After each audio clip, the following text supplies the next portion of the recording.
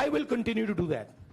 I am not scared of these threats, of these disqualifications, of these allegations, of these prison sentences. I don't care. I'm not scared of them. Okay? These people don't understand me yet. I am not scared of them. They are used to everybody being scared of them. I am not scared of them. Right? And I will continue to ask the question, what is the Prime Minister's relationship with Mr. Adani?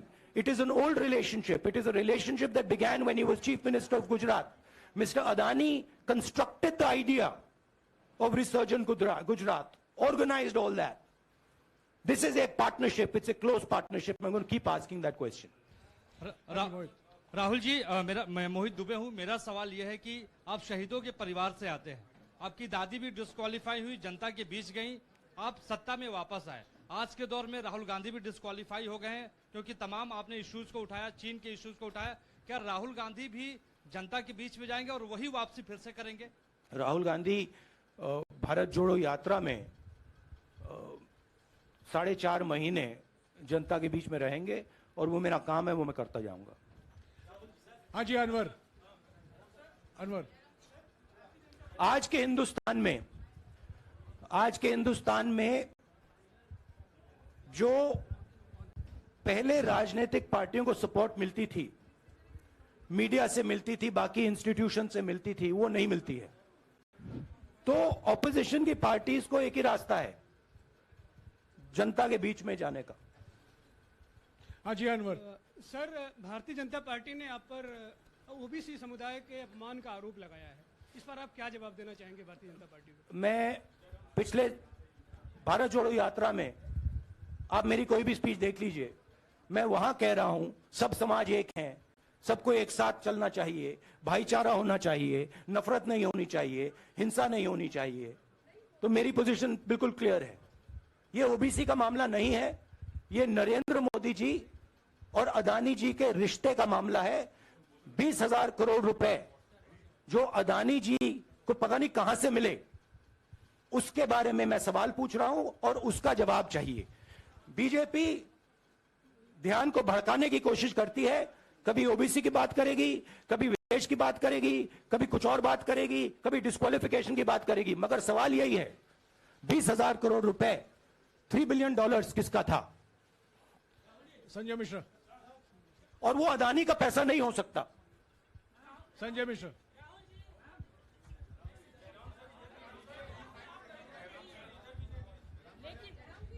आपने कहा आप डरते नहीं हैं, लेकिन state के target पे हैं और स्टेट आपके खिलाफ है, पूरी स्टेट, पूरी मशीनरी आपके खिलाफ है। ऐसे में आपके सामने चैलेंजेस बहुत बड़ा है, तो रास्ता क्या है, रणनीति क्या है? देखिए भैया, चाहे स्टेट हो, चाहे कुछ भी हो, मैं सच्चाई को देखता हूं। मुझे और किसी चीज में इंटरेस्ट नहीं है, मैं सच्चाई बोलता हूं।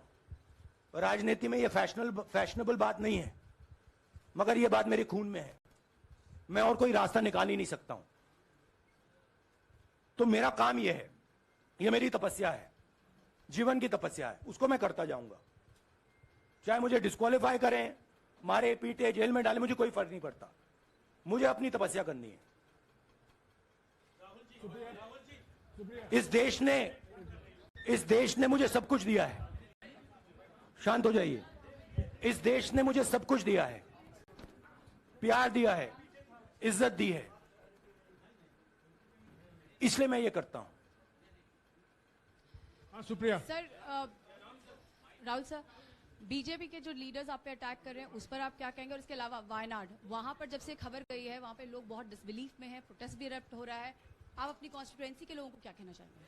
नहीं, मैंने सोचा है कि मैं अपनी, देखिए मैंने कॉन्स्टिट्यूएंसी में भी बोला कि वायनाड के लोगों के साथ मेरा पारिवारिक रिश्ता है, फैमिली प्यार का रिश्ता है।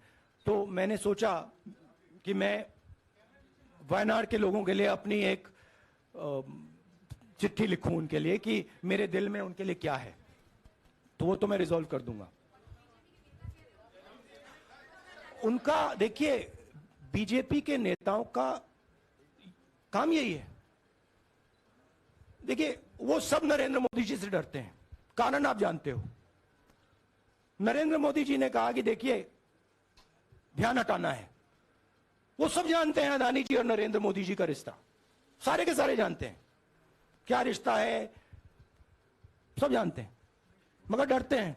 तो अगर नरेंद्र मोदी जी ने उनसे कहा कि भैया ध्यान उधर करो, ध्यान उधर करेंगे। मगर सवाल यही है 20,000 करोड़ रुपए किसका है? हाँ जैनेंद्र, जैनेंद्र। राहुल जी पूरी कांग्रेस पार्टी, सर पूरी कांग्रेस पार्टी ये कह रही है कि आप चाहे वो गुजरात की कोर्ट ने आपको सजा सुनाई या आपका निलंबन हुआ, ये सब कुछ केंद्र सरकार प्रधानमंत्री के इशारे पर हो रहा है। लेकिन बीजेपी कह रही है कि कानून ने अपना काम किया है। तो जो ये दलील है कि कानून ने आपको सजा दी है और उसी की वजह से आपका निलंबन भी हुआ है, इस पर आप क्या कहेंगे? देखिए लीगल मैटर है, पर ये हुआ है। लीगल मैटर है। मैं हिंदुस्तान के लीगल सिस्टम को रिस्पेक्ट करता हूं। मैं लीगल मैटर पे इस प्रेस कॉन्फ्रेंस में बात नहीं करना चाहता हूं। हाँ संजीव, अगर आपके लीगल सवाल होंगे तो आप हमारी लीगल टीम से पूछ लीजिए। Sanjeev 1 minute. Sanjeev,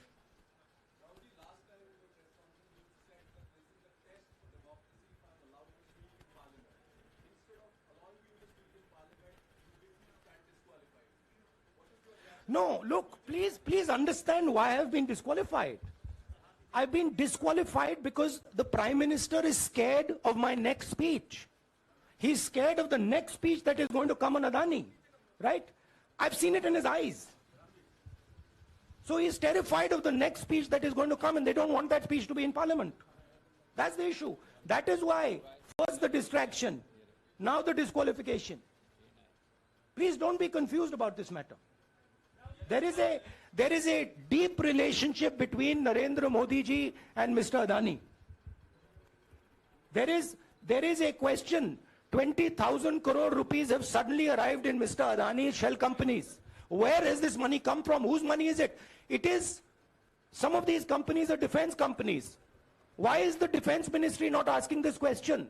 Why is the defense ministry not asking the question? But please explain to us, whose money is this that is being spent on our drone development, that is being spent on our missile development, that is being spent on our ordnance production? Why is the defense ministry not asking this question? हाँ मंजरी, please एक minute Manjari.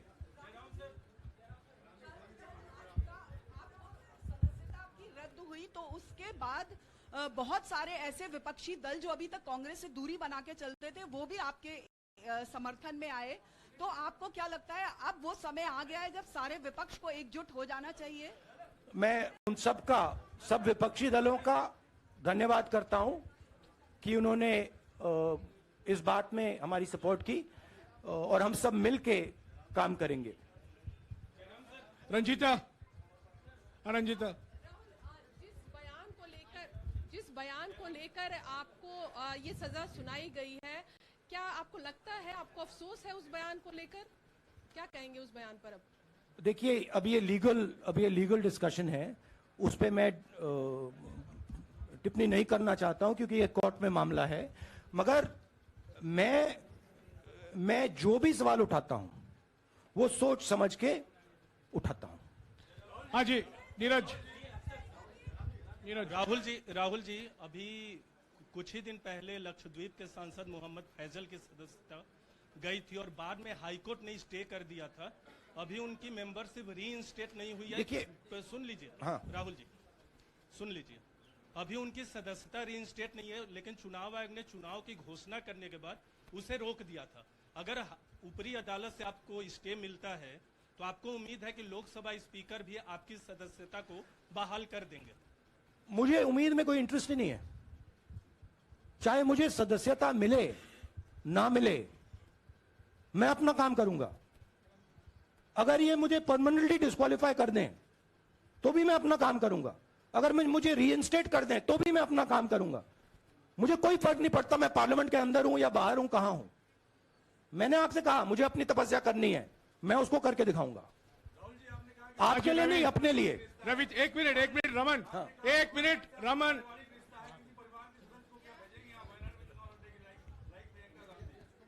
It is not up to me, it is up to Congress president कौन जाएंगे। राहुल जी मेरा सवाल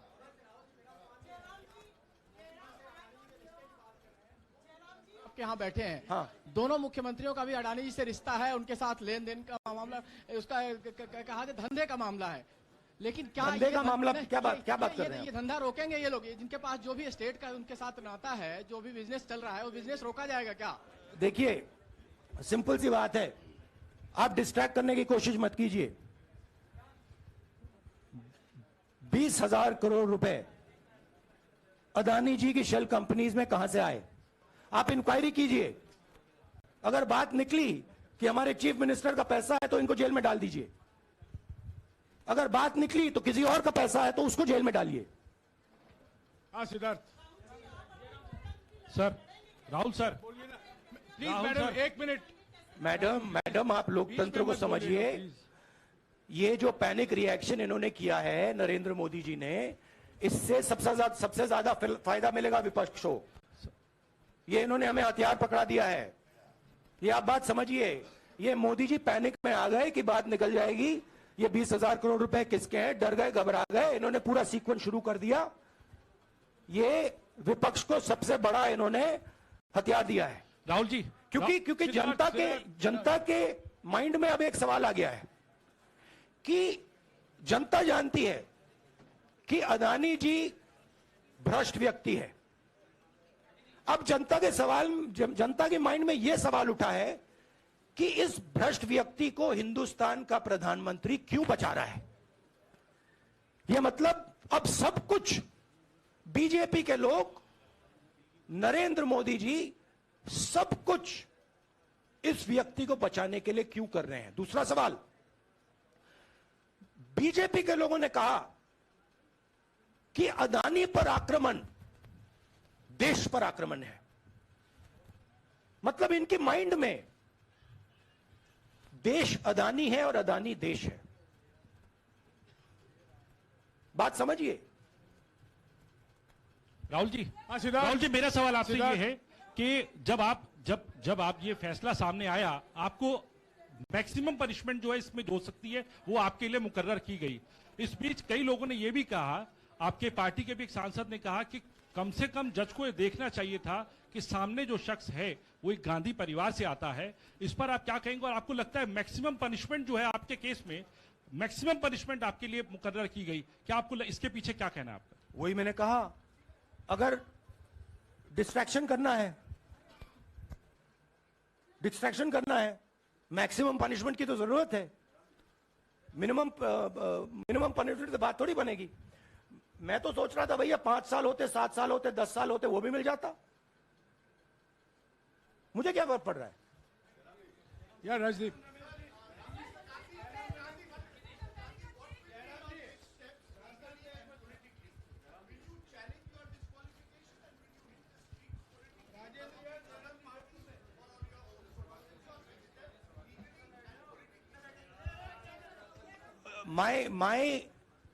I have only one step, and that step is to fight for the truth in this country and to defend the democratic nature of this country that is under. Please let me finish, Rajdeep, unless you want to answer it for me.